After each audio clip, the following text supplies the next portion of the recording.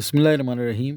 جیسا کہ ہم جانتے ہیں کہ عربی زبان کے کچھ کلمات بنیادی طور پر دوسری زبانوں سے لیے گئے ہیں،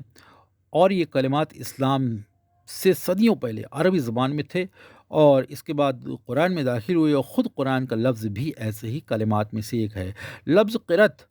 کی قرآن بھی اسی کا ماخوذ ہے۔ دراصل سریانی زبان سے عربی زبان میں داخل ہوا، اور قرآن کا مطلب ہے قرت یا مقدس کلام کا پڑھنا۔ اسی لیے عام کلام کے پڑھنے کو قرآن نہیں سمجھا جا سکتا، اور چونکہ قرآن اس میں خاص، اس میں معارف ہے، یعنی ایسے کلام کا مجموعہ جو اللہ کی طرف سے حضرت محمد صلی اللہ علیہ وسلم پر نازل ہوا، اسی لیے کسی اور کلام کو قرآن کا نام نہیں دیا جا سکتا۔ یعنی قرآن کا دوسرا مطلب یہ بتا دیا گیا، پڑھنا، ایک اللہ کے کلام کو پڑھنا، اور پہلا مطلب اس کا یہ ہے کہ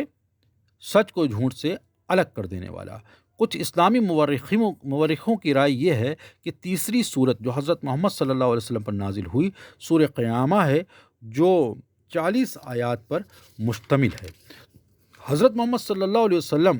قرآنی آیات کو جو ان پر نازل ہوتی تھیں بڑی جلدی اور شتاب کے ساتھ دہراتے تھے، کیونکہ انہیں خوف تھا کہ اللہ کے کلام کو کہیں فراموش نہ کر بیٹھیں۔ لیکن اللہ تبارک و تعالیٰ نے سورہ قیامت میں دوسری آیت کے سلسلے میں یہ آیت بھی نازل کی، اور فرمایا کہ اے میرے رسول صلی اللہ علیہ وسلم، جب قرآن کو پڑھو تو اپنی زبان کو تیزی سے حرکت میں نہ لاؤ، یعنی قرآن کو جلدی اور شتاب کے ساتھ مت پڑھو۔ اسی طرح اسی صورت کی 17ویں آیت میں آیا ہے کہ اس قرآن کو تمہارے ضمیر میں جمع دیں گے، اس قرآن کو ہم تمہارے ضمیر میں دما دیں گے۔ اللہ تبارک و تعالیٰ اپنے محبوب صلی اللہ علیہ وسلم سے کہہ رہا ہے، اے محمد صلی اللہ علیہ وسلم، ہم قرآن کو تمہارے ضمیر میں جمع کر دیں گے، اور قرآن کو تمہارے لیے آسان بنا دیں گے۔ 18ویں آیت میں ذکر ہوا ہے، صبر کرو کہ ہم قرآن کی آیت کو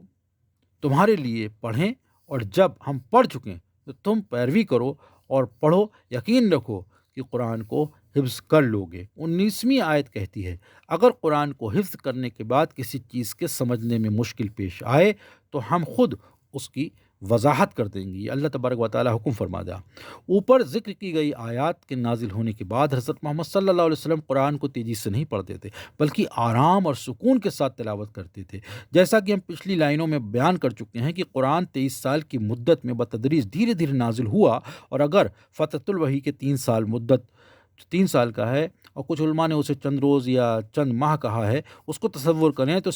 سوائے اس صورت کے جو غار حرا میں نازل ہوئی، تمام قرآنی آیات کے نازل ہونے کی کل مدت 22 سے 23 سال سمجھی جا سکتی ہے۔